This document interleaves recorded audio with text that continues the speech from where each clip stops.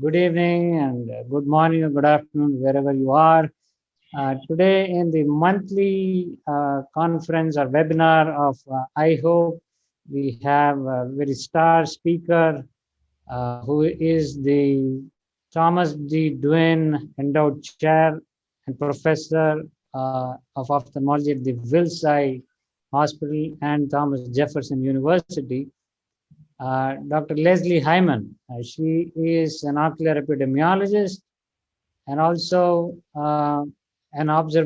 she's an expert in observational epidemiologic studies and clinical trials. She received her PhD from the Johns Hopkins University, which is now the Bloomberg School of Public Health, and she has served on the boards of various journals, editorial boards like JAMA Ophthalmology and also the NEI planning committees. And she has published extensively in the field of ophthalmology. Some of the famous trials that she has led include the early manifest glaucoma trial, the Barbados Eye Study, and also the myopia evaluation trial COMET. So without any further delay, I request Professor Leslie Hyman to give a talk on the various types of clinical trials in public health. Over to you, Dr. Hyman. Okay. Well, thank you very much, Raja, for the kind introduction. And it's a pleasure to be with everyone. Good evening, I think, for most of you, maybe good morning. And I want to thank you for the invitation and the opportunity to speak to this group and to congratulate you on the work of IHOPE in a relatively short period of time, launched during a pandemic. So you really deserve a lot of credit for all of the progress that you've made in a relatively short period of time. So the topic that I was given today was study designs in public health, and I've broadened that a little bit to focus on the epidemiologic study designs in public health ophthalmology. So what I hope to do today is to provide an overview of epidemiologic methods and their applications in ophthalmology, and to review the different types of study designs, both observational and interventional studies, reviewing the strengths and limitations of each. And as I go through this, feel free to put comments in the chat. Raja, maybe you could navigate that if questions occur, and I know we'll have time at the end. Yeah, sure. So just to start with, what is epidemiology? Well, I don't know about in India, but in the United States, before 2020, I'm not sure that it was a common household word. But since the world we're living in, when people hear epidemiology, they do tend to think about the pandemic and the coronavirus. However, that's not all that epidemiology is. And epidemiologic studies and the epidemiologic method has been around for a very long time, addressing not just infectious diseases, but chronic diseases as well.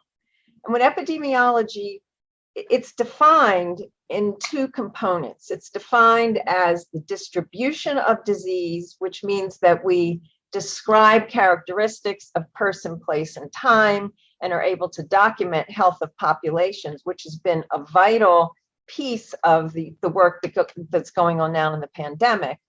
And based on the descriptive information, that allows us to then move on to the determinants of disease, or the analytic aspects, and the ability to ask the questions and properly form the questions of why and how these diseases occur. So it allows us to evaluate the physical, biological, social, cultural, and behavioral factors that influence health, and uncover the determinants of health and quantify their contributions. The essential goals, or the overall goals, of epidemiologic studies are to identify risk factors for disease, so that ultimately we can reduce disease incidence and its impact. So our goals are disease prevention and to sustain population health. So it's the underlying or fundamental basic science of public health and preventive medicine. So these are just basic concepts and Foundations of Epidemiology. And just as a reminder, epidemiologic studies deal with populations. So it's really the population that's the patient, or considered the patient, in epidemiologic research. So what I will do is start by just giving some broad descriptive information, and then move on to study designs and the types of study designs. So this is just a reminder that over time, the population is increasing, and we have to think about how that will impact the overall health of the populations, and what are the questions that we have to consider. And with chronic diseases, how the increase of these chronic conditions with increasing numbers of individuals will need to be addressed. So this just shows that the tremendous increase that was projected, this is in the United States, overall, the population is, well, compared to India, this is small, but how extensive and dramatic the increase in population is. And I know that there are a lot of concerns in India about the growth of the aging population, and LV Prasad is taking the lead in trying to address some of those issues. So these figures, which were recently published in The Lancet, show the prevalence of distance vision impairment in 2020 and the prevalence of vision impairment from uncorrected presbyopia. And it shows the changes by age. And this is prevalence, reported prevalence cases per 1,000 individuals. And the main takeaway message here is the dramatic increase with increasing age, and also the increase in prevalence in males versus females. And that's true both for distance vision impairment and for uncorrected presbyopia. So thinking in terms of descriptive epidemiology, when we think about characteristics of person, place, and time, the first figure looked at the issue of person and what happens with age and differences by sex or by gender. This slide shows the percent change in age standardized prevalence between 1990 and 2020. So it shows that over that 30-year period, there's actually been improvement through some of the measures, the international measures that have happened to reduce blindness and address vision impairment.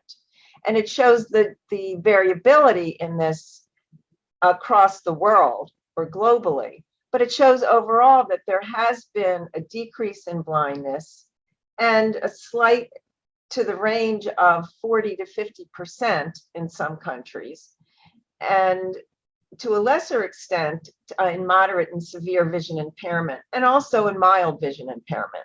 So there is progress.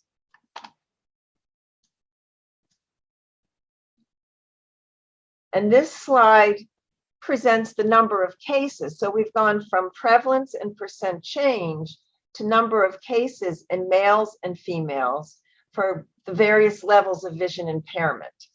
This is also from that same article.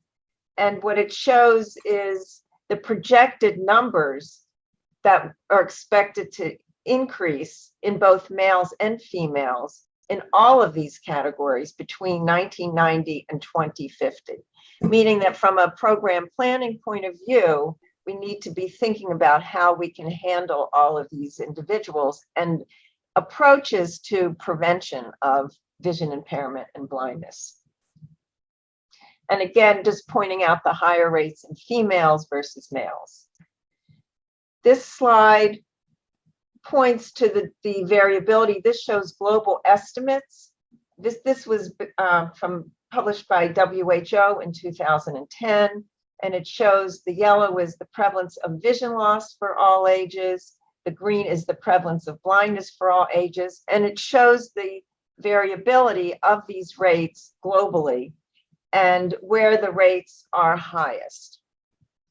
So it's looking at the patterns of disease to see where efforts need to be focused.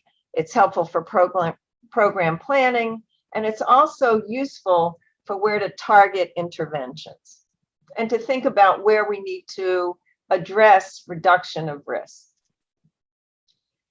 This slide looks at this information a different way and starts to address the specific causes of blindness. This blindness here is defined as best corrected vision of worse than 360, and this does not include refractive error. So without refractive error, cataract, as many of you probably are aware, is responsible for almost half, or maybe aware, is responsible for almost half of the blindness in the world globally. And cataract is something that we know we can do something about. And again, India has been in the lead in trying to address this problem and has made huge strides in that regard. After cataract, glaucoma is a leading cause of global blindness, macular degeneration, followed by diabetic retinopathy and some of the infectious diseases, although the infectious diseases, because of targeted global interventions, are now there's been tremendous improvement in those conditions. And this slide looks at global causes of blindness that takes into account uncorrected refractive error, a preventable form of vision impairment. And here that's responsible for 18% of blindness. So it's something that we know we can do something about.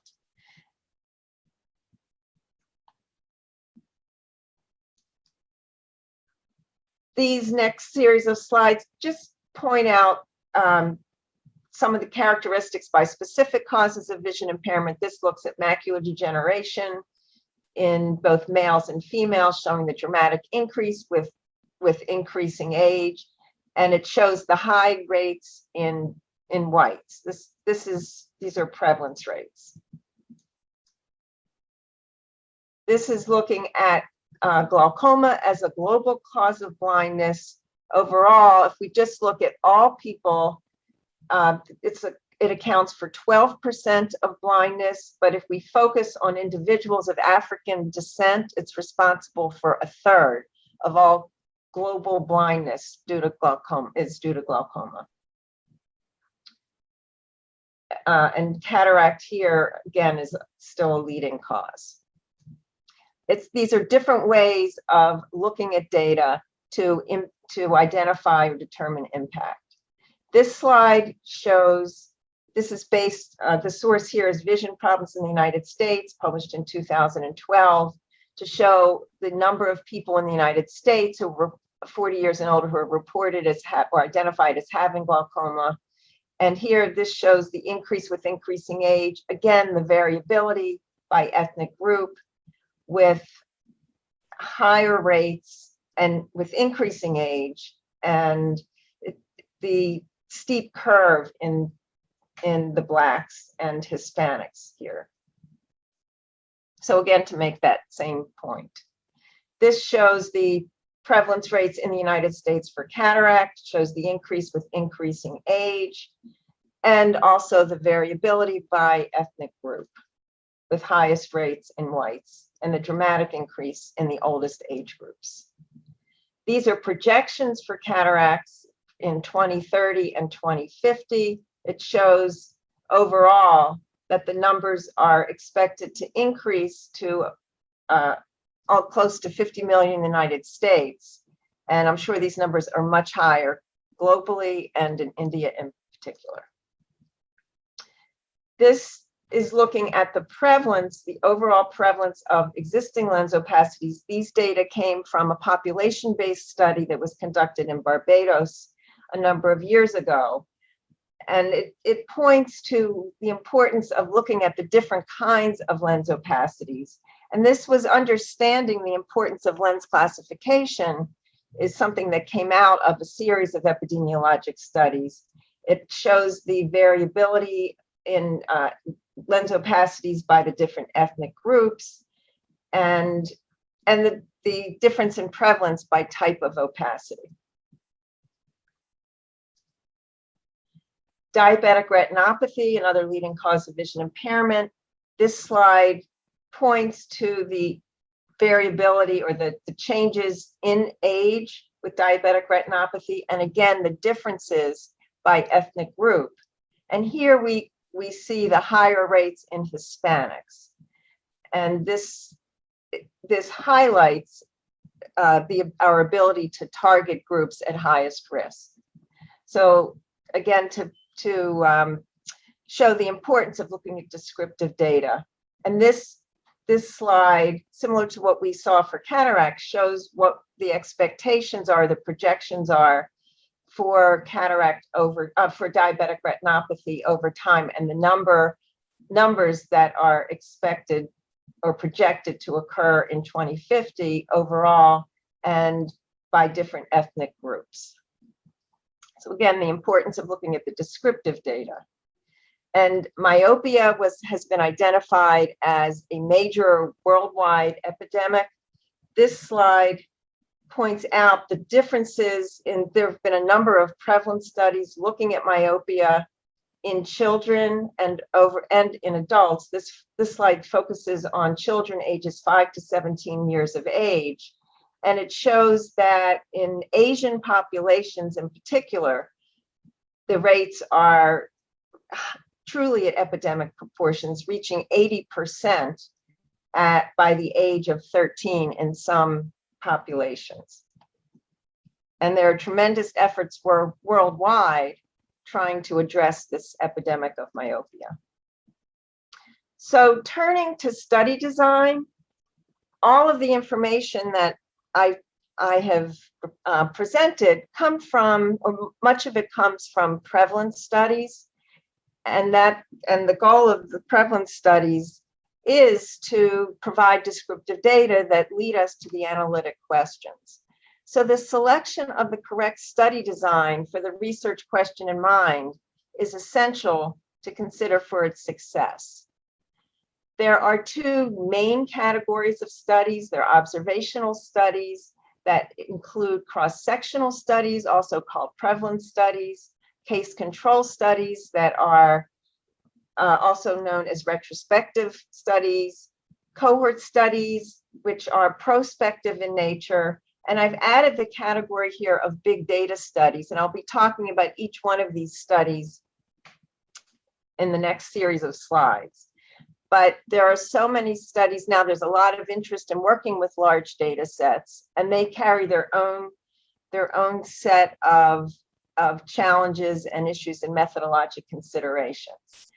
The other main category of study designs are experimental studies. And the main distinction between the observational studies and the experimental studies is that the investigator is the individual who is responsible for assigning the exposure in an interventional study, with the main type of interventional studies being clinical trials. A reminder of the hierarchy and the types of study designs. This is, so beginning with background information, there are case controlled studies or case series or case reports, and that information may provide some insight into next steps. But the level of evidence from case control studies is beneficial, but there are a number of biases to consider. Cohort studies are viewed as the next level of quality of evidence, with randomized clinical trials being considered the top level of evidence. Again, because it's the investigator, it's the gold standard, and it's a true scientific experiment, and it's not limited by the individuals making their own decisions about whether or not they have an exposure, or it's not the individuals who are choosing their treatment. And then the next levels of evidence are pulling all the information together from the different studies in a critical fashion, and finally, systematic reviews. So the first type of observational study that I will talk about are the cross-sectional studies or prevalence studies. And again, the information that I showed in the earlier slides came from these types of studies.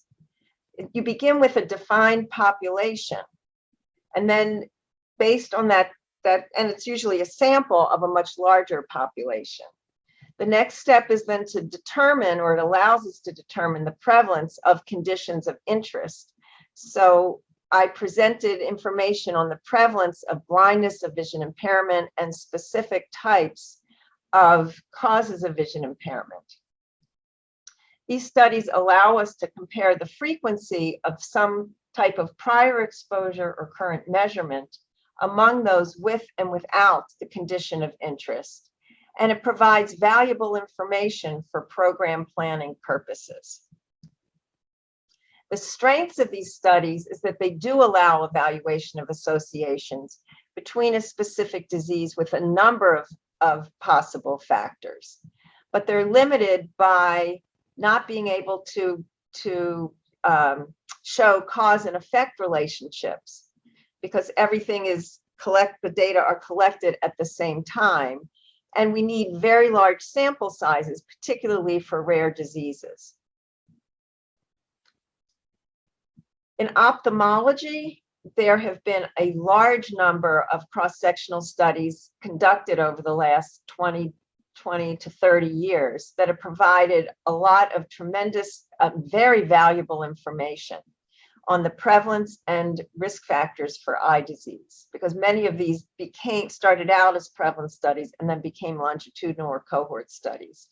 And this slide and the next slide shows a number, it just gives some of these examples. So studies in the Baltimore Eye Study and the Barbados Eye Study and the Beaver Dam Eye Study and Blue Mountains Eye Studies and Framingham Eye Study were among the earliest of these studies. And they were followed by the Los Angeles Latino Eye Study, the Andhra Pradesh Eye Study that was conducted by the team at LV Prasad, the Hyderabad Ocular Morbidity in the Elderly Study, Proyecto there, Rotterdam, Salisbury Eye Evaluation Project, the Singapore Cohort of Risk Factors for Myopia or SCORM, which has provided a lot of very valuable information on myopia, and the Tangjiang Pagar Eye Study. And there are many, many more of these studies that have occurred and continue to. These studies are expensive, they're time-consuming, labor-intensive, as the team at LV Prasad can tell you,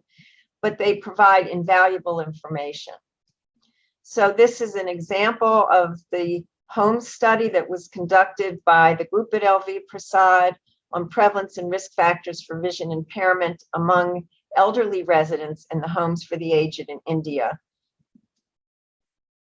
And this study aimed to investigate prevalence, causes, and risk factors of vision impairment among the elderly in the home for the aged.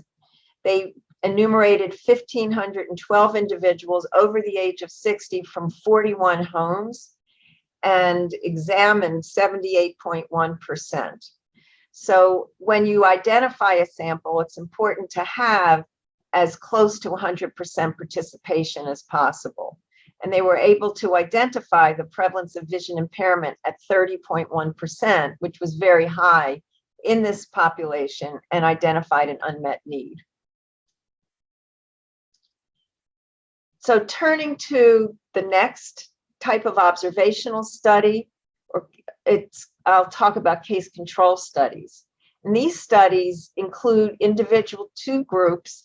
They begin with individuals identified with a disease of interest, who are the cases, persons without the disease, who are the controls, and then the frequency of exposure in these two groups are compared.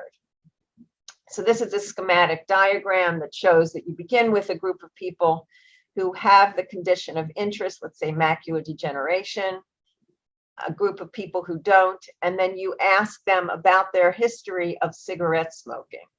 And this would show that a higher percentage of the cases of macular degeneration would be smokers compared to the controls. So what these studies do, the key features, they're retrospective in nature. The people who are involved in the study already have the disease, so we're looking back at their histories, but they do allow us to evaluate associations between suggested risk factors and disease. The population at risk may be undefined. We don't know how the population that these cases come from, so we're always concerned about biases in selection. And the cases are selected by the investigator from their available pool of patients. So we have to think carefully about how representative they are of the general pool of patients.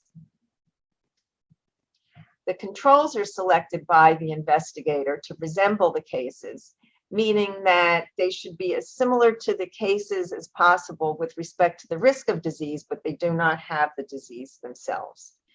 The exposure is measured in these individuals, both the cases and the controls. The information is being obtained after the disease has occurred in the cases. So they may have changed their behavior patterns after diagnosis. So that's something that's important to consider. And we can measure associations, but we cannot measure risk of disease or incidence of disease directly. And we use odds ratios to estimate the relative risk. So as an example, there was a case control study conducted a number of years ago that looked at occupational cooking and the risk of uveal melanoma. And this study was done because there had been a previous European-wide population-based case control study that was undertaken in 9 European countries that examined risk factors for uveal melanoma. And in that study, they found a positive association between cooks and the risk of uveal melanoma. So they undertook this study to confirm or follow up on that observation. So they examined whether cooks or people who worked in cook-related jobs had an increased uveal melanoma risk. So their case control study took place between 2002 and 2005. They identified a total of 1,653 eligible patients between the ages of 20 to 74. This was done in Germany. And they conducted interviews with 459 incident uveal melanoma cases, and they had 3 different control groups. They had a group of population controls. They had controls identified from ophthalmologist practices, and they had sibling controls. And then they collected data on occupational exposure from a self-administered postal questionnaire and telephone interview. And they, unlike the other study, did not observe an increased association or risk of uveal melanoma among people who worked as cooks or who worked in cook-related jobs. When they looked at a restricted source of their population controls, they did find an increased risk. So it's important to think about the different types of controls and the impact of those different groups. So they reported that their results were in conflict with the former results of the cancer study. And then they made a recommendation based on their observations. But so as a reminder, the strengths of case control studies is that it's useful in studying rare diseases. The number of subjects required is relatively small compared to the cohort studies. The results obtained can be done relatively quickly within a few years, with no follow-up of the study participants required. And as a result, it's less expensive than the cohort studies. A big limitation of case control studies and why it was ranked lower on that pyramid is because it's highly susceptible to a number of biases. There are many biases to be considered in the selection of the cases and the controls. It's important to have both the cases and the controls be as representative of the pools of individuals that they come from, and that can be very difficult. There are a number of biases that fall under the category of information bias. We're collecting information retrospectively about their history, so there's an opportunity for recall bias. Individuals tend to recall information differently if they are not feeling well, if they have a disease, compared to if they're well controls. There's interviewer bias. They can be influenced. The responses can vary depending on how the questions are asked, and there can be misclassification. So it could be that the cases are not complete.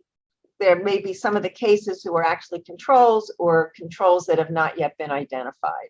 So all of this type of bias can impact the results and our ability to draw inferences from the results. And then one of the most common types of bias in all studies is confounding. And that's something that needs to be carefully considered in the design of these studies and also in the interpretation of the results.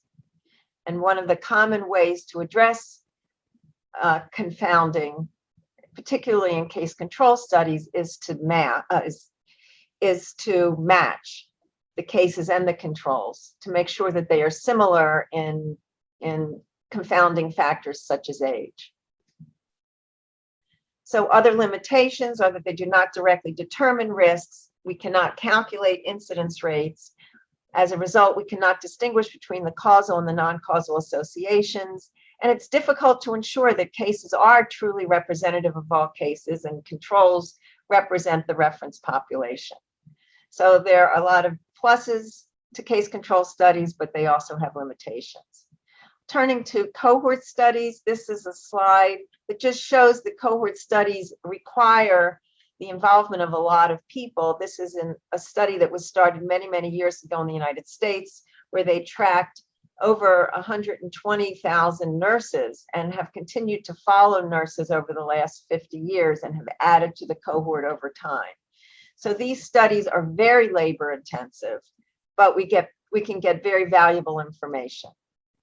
So the basic design of the cohort studies are that you start with a group who are free of disease. That's defined as the cohort. So everyone who has the outcome of interest is excluded. They're classified into those who have an exposure and those who do not, and then they're followed forward in time to see who develops the outcome and who does not. So that allows us to actually measure risk. So we identify a suitable cohort.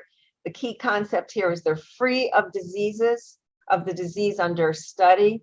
We then just determine the exposure and the non-exposure to the suspected factor at the time that the cohort is identified. They're followed forward to measure the incidence or risk of the disease or outcome of interest, and then the incidence rates are compared between these two groups. Another study that was done in India as part of the Andhra Pradesh eye study, they looked at cataract, vision impairment, and long-term mortality in a rural cohort in India. And this study allowed them to look at the mortality rates for various kinds of cataract. And they were able to determine that for all types of cataract, history of cataract surgery and vision impairment had an increased risk of mortality. And they concluded that that further suggests that these could be potential markers of aging. So there are many, they could look at cataract as an outcome, they could look at other conditions as well. So that's part of the robustness of cohort studies. The strengths are that they directly measure incidence in the exposed and the unexposed groups, and we are able to calculate absolute relative risks. There is a temporal relationship that the exposure precedes the disease onset, and we can examine multiple outcomes. So in the Andhra Pradesh studies, they did not just look at cataract, they looked at a range of other eye conditions as well. It's useful for rare exposures, and these studies are less subject to selection biases because the data are collected prospectively before the outcome is known. The limitations are that they require large sample sizes, and it can be inefficient since many participants never develop the outcome. And it's really tough to use these to study rare diseases. If there's a long latency period to develop disease, you have to follow these people for a very long time. And it's also important to have complete follow-up of all of the individuals in your cohort.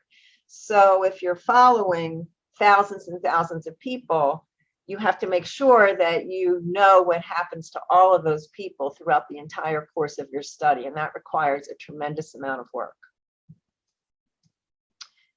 The losses to follow-up can invalidate the study results. If you have more than 10 or 20% loss to follow-up, it's really hard to then draw valid conclusions about the remaining group in your cohort, because you never know whether those who were how those who were lost compare to those who stayed. The exposures can change over time. If you're looking at a relationship between cigarette smoking and an outcome of cataract or macular degeneration, people change their patterns, people change dietary patterns. So it's important to monitor that. It can be difficult to assess multiple exposures. They're expensive and they're time consuming. So just a recap of a comparison of the cohort and case control studies. With respect to causal inference, cohort studies are more robust than case control studies. We can determine incidence rates from cohort studies, not from case control studies.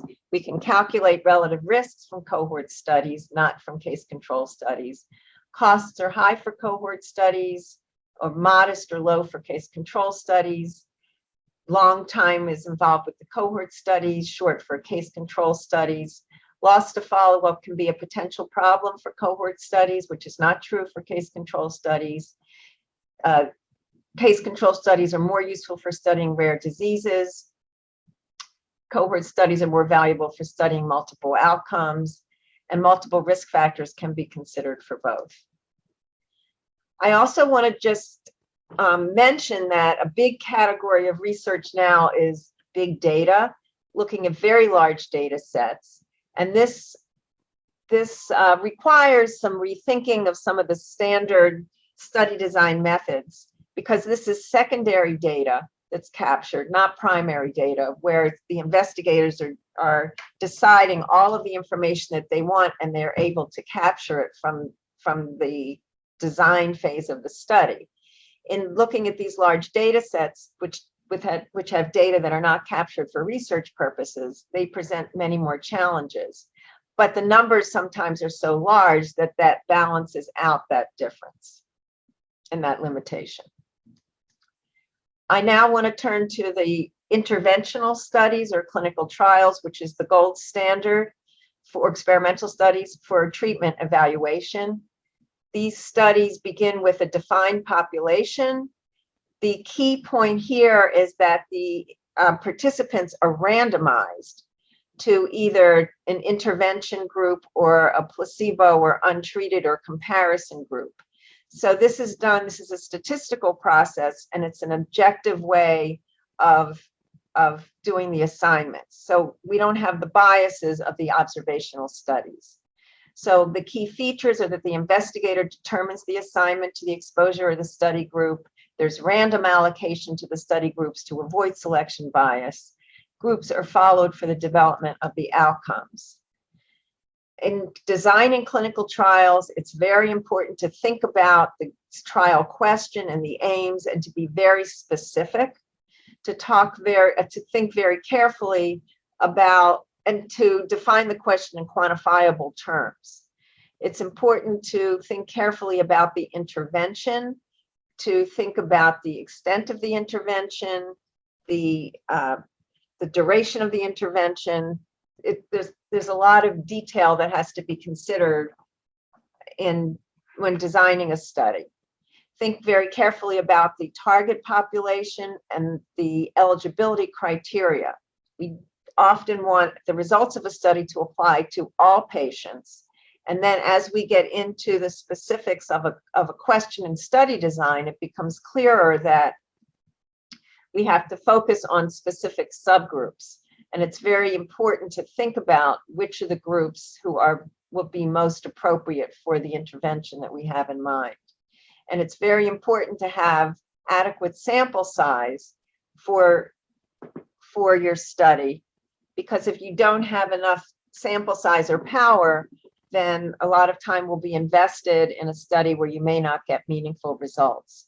And it's also very important to consider the difference between, there are two types of of significance and outcomes. There's clinical significance and there's statistical significance. And if the sample size is large enough, then the study can result in a statistically significant difference, but it may not be clinically meaningful. And an example of that is in the myopia study that we did, the correction of myopia evaluation study, where we randomized one group of children to single vision lenses and another group of children to progressive addition lenses. We did, after 3 years, find a statistically significant slowing of myopia progression in the group who had the progressive addition lenses, but it was 0.2 of a diopter. So it was not enough to warrant a recommendation for a change in clinical practice. So it's very important to consider these two components. And then, of course, there are many ethical considerations that come into play when designing clinical trials. It's important to minimize methods of bias in these studies. So that's achieved by randomizing the groups so that there's no bias in the assignment to who has the treatment and who has the placebo. It's important to have a comparison group. In the past, there were many studies that were done just based on case series of results where clinicians would report that the last 30 of their patients who were treated with treatment X did really well, but there was never a comparison group. It's important to use masking. More commonly, it's talked about blinding. In ophthalmology studies, we don't like to talk about blinding patients in clinical trials. But it's important that the investigators and the participants, to the extent possible, are not aware of who has what treatment, because that can also influence the way that results are reported or the way they're obtained. It's important to have objective outcome measures. The more objective the outcome measures, the more secure we are in our ability to draw conclusions from the study. And you have to make sure that people adhere to the study protocols, both on that people are coming back for follow-up visits as needed, that in the case of glaucoma studies, are they taking the drugs that are they taking the drops, and are they following the treatment protocols?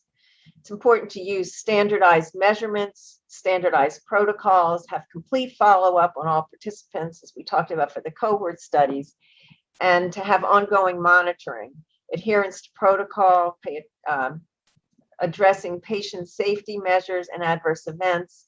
And clinical trials, most clinical trials have oversight committees called data and safety monitoring committees that are responsible for ongoing monitoring of these studies for safety issues and to make sure that the protocol is being followed. So the strengths of clinical trials, that they are the gold standard for evaluating interventions. Study groups are created by a randomized process that's determined by the investigator, not by the individuals. And random assignment eliminates the selection bias. The limitations are that they may be difficult. It may be difficult to randomize patients if either the patients or the doctors have a bias concerning treatment. And in considering various studies at Wills, when they're considering whether they want to get involved in a new clinical trial, there are a number of times that the ophthalmologist will say, we really think that our patients won't benefit from this new treatment, so they won't participate in the study. So it's important to consider that. It's important to have complete follow-up, because losses to follow-up can invalidate the results, and they can be very expensive to conduct. So just as a reminder, when thinking about the different kinds of study design, there are many pieces that have to be considered. There are many issues that do have to be carefully considered, whether you're developing your own study or whether you're reviewing the literature. So I will stop there. There are a couple of references that I have listed here. Some general epidemiology textbooks, one by Gordis, one by the Fletchers on clinical epidemiology, and the book on the epidemiology of eye disease. So thank you for your attention. Thank you, Dr. Hyman. That was wonderful. It was very comprehensive, touching upon the broad areas of different types of studies and what are the advantages and disadvantages. And I'm sure, actually, there are a few questions already in the chat box, but I would probably let you know, Dr. Hyman, that you would be delighted. Jackie, Prashanti, and Vipin are there in this I webinar. see So, Jackie. Hi, Jackie. yeah, so if they have any Hi, how are questions, you? hi. Good. So if they have any questions, you could unmute and ask Dr. Hyman. But we probably could start off with the chat box questions. There's one by Payal who has asked, "What is the ideal sample size for public health related clinical trials, or is there a minimum sample size?" We as clinicians based in clinics somehow have a very vague idea of somewhere anywhere between 30, 50, or 70 at the most. But in public health trials, you need hundreds and thousands of patients. So is there a minimum sample size for public health trials? It all depends on the question, and it all depends on the difference that you're interested in determining and what's a clinically meaningful difference. And then will you have the power to detect that difference? So, and what's a public health related clinical trial? I mean, it just really depends on the question. It's hard to say off the bat because it will vary. It really will vary. It all comes down to what is the question. Yeah, so I think that's a good question where we have different formulas probably, but you'll have to, when you sit down with the statistician, they'll have specific questions, as Dr. Hyman pointed out, and then you can calculate the sample size. So it varies for different trials. There's another question from I wish I Shashank. had an answer, but it's not one blanket answer. It just really depends on what the question is and what the differences are of interest and what the intervention is. I mean, it all depends on the question. Yeah.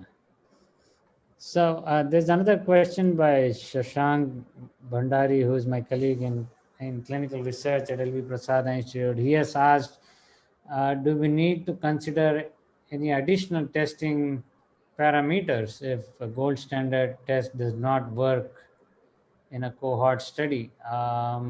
And then I don't know if it's a follow-up question on that. So Shashank, can you unmute yourself and maybe elaborate on that question, if you could? Hello. Yes. So can you hear me?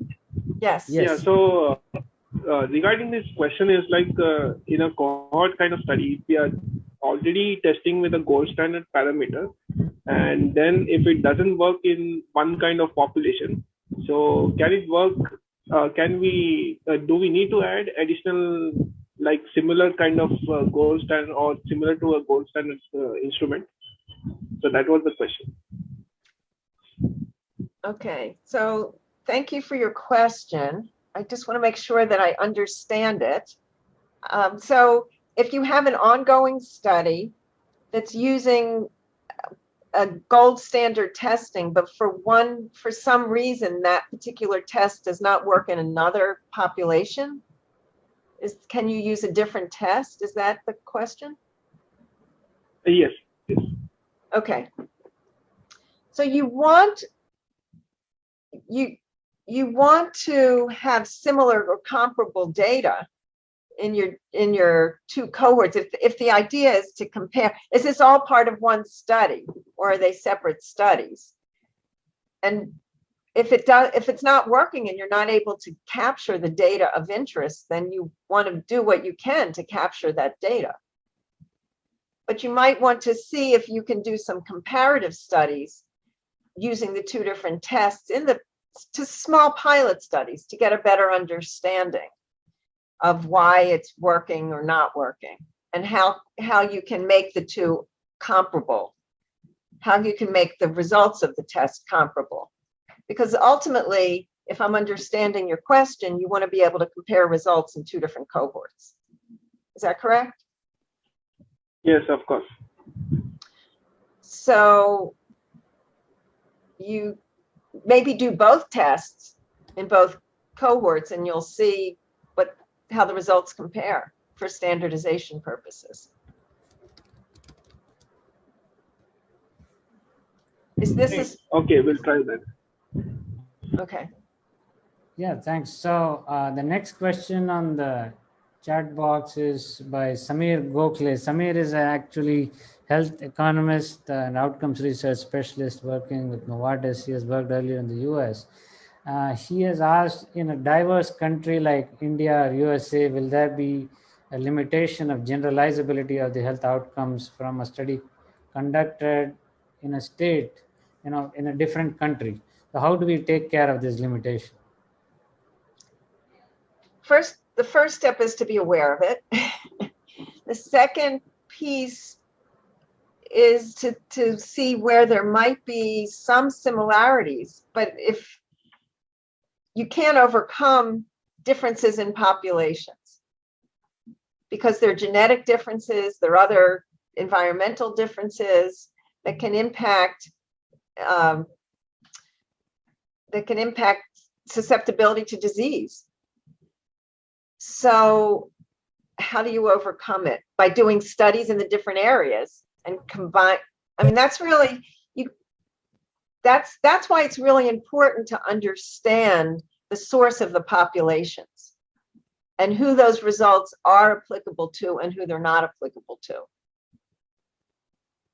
And in looking at the design of a clinical trial that's in the literature, well, whether you're designing the study or whether you're reading the results, you want to look very carefully at who has been included. And one of the efforts that's happening here in the United States is the importance of encouraging diversity in study populations to make sure that results are applicable to different populations and different groups, because we've learned and we've seen that that is not the case. Yeah, so that's a great point, actually. Like in the US, we saw from Dr. Hyman's presentation about cataract versus glaucoma and diabetic retinopathy. There's so much of variation among Caucasian population versus Hispanic and African American. So similarly, I'm sure there would be differences in Indian population too. So I think ideally it would be good, especially if you are doing a public health study, to have it in different states. Although I think in metros there is a lot of mix of population nowadays, but still I think it would be good to have it in as a multi-center study. I think, yeah, go ahead, Dr. Hyman. Well, you finish and then I'll just piggyback on to something that we're doing now that speaks to that point, but finish your point. Oh, no, I was about to go to the next question. So go ahead, Dr. Hyman. Okay, so we are working through our collaboration with LV Prasad. We are working on a project with Milan Nayak on thyroid eye disease. And one of the reasons that we got to that was there's a very large data registry in the United States called the IRIS registry that's was initiated by the American Academy of Ophthalmology. And Wills is one of 4 data analytic teams to have access to the IRIS registry data. So the first analysis that Wills did was to look at the prevalence and associated factors for thyroid eye disease. And one of our observations was that the patterns vary for thyroid eye disease in different ethnic groups, where the patterns are different. The highest risk that we found for thyroid eye disease is in African Americans. And the African Americans tend to have thyroid eye disease at an earlier age than Caucasians. So then we started to have some conversations with Milan, and he said that the patterns that he sees are different from what we see in the United States. So we are now doing a pilot study where we have collected 30 patients here, 30 patients there, and we will look at underlying patterns of disease. And it turns out in the United States, most thyroid eye disease is due to Graves' disease. That is not the case in India. so we're using that. So we haven't been, we're just collecting those data now, and we will be looking at that over the next couple of months, but we're hoping that that will lead us to develop some meaningful questions to take it to the next step. So it's really to your point that we need to understand the differences more, and we can't just assume overall generalizability. That really helps, Doctor. Sorry, that was a long answer to a short question. It's very good discussion, actually. It really helps to, think more in that direction. Typically, what happens in Indian, some of these states are not, there are very few studies or scarcity of studies, and that's why, and the population is totally diverse. So we are kind of ignoring that population and kind of making decisions for those states who are not participating in research. So I think that's what my point was, is most of the times the northern and the southern parts of India, they're pretty good in conducting the studies, but the eastern parts are probably not, not that much. Some of the states are definitely there, but not all of them. So, it's a great answer, though. We can certainly try to work around this. Thanks for the answer.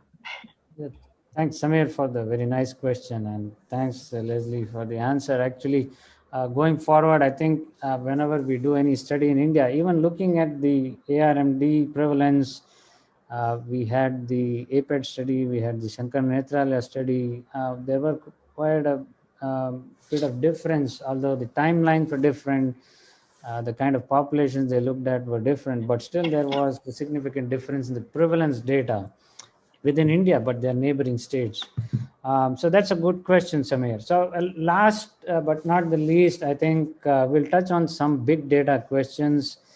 And I would like to bring in Prashanti and Jackie, if they could unmute the project that they have been working on along with Vipin and Umesh on AMD.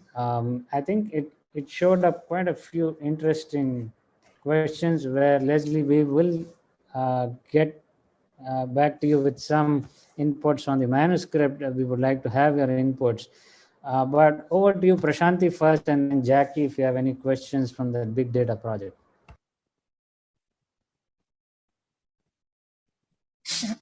Hello, Dr. Hyman and Dr. Raja. So as Dr. Raja was telling about the ARMD big data project, so some findings were quite similar to what we have observed, and some were contrary. So in such contexts, how do we interpret it? I mean, we thought we could attribute it to the fact of it being a study which was pertaining only to India. But apart from that, do you think with the amount of data that we had, the data that we had was in lakhs? So anything to be kept in mind while interpreting these results?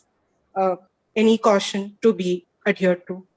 So just to add on to that, what Prashanti mentioned, we had about 10,000 odd patients of AMD. And the non-AMD patients were more than 100,000 or so. So in that, some of the results which we found, like smoking, we did not find it as a significant risk factor, but there are some studies which show smoking as a significant risk factor, including from India. So how do we interpret those kind of study results? That's our question. So it's important to look at the methods, and it's important to think about, first of all, where are the macular degeneration patients coming from? Where are the non-patients coming from? Who are they? Are they similar in age? Are they similar in their risk of exposure or opportunity for smoking? How are the smoking data being captured? Who's collecting that data? Do you have confidence in the smoking data? I mean, sometimes the amount of data can kind of smooth out some of the noise from the variability or the bias in capturing the data or errors, but you need to understand all of that and think about that in interpreting the results. And I mean, smoking has been identified as a risk factor for macular degeneration now for decades. Actually, my dissertation was one of the first studies that made that association. But for a very long time, and it's been documented over and over and over again, and looked at in depth with dose response relationships in many different ways. So I think you maybe the populations are different. Maybe in that population there isn't an association, but before you reach that conclusion, you have to evaluate or assess the potential biases at each for the selection of the cases, the selection of the controls, the classification of macular degeneration. How accurate is that? How accurate is it people in the controls really don't have macular degeneration? What is the quality of the smoking data? Yeah, those are wonderful points actually. But yes, these are the limitations of any kind of retrospective data collection, including big data. Right. But we need to keep these in mind before we arrive at any conclusion with that. Maybe one last question from Jackie before we conclude. Jackie, do you have any question? I think that was my biggest question too. I've never quite figured out how to make sense of that data point. Yeah. But she made Dr. Hyman, you made some really great points. I think I want to take a look at everything one more time and see what we can come up with that lens.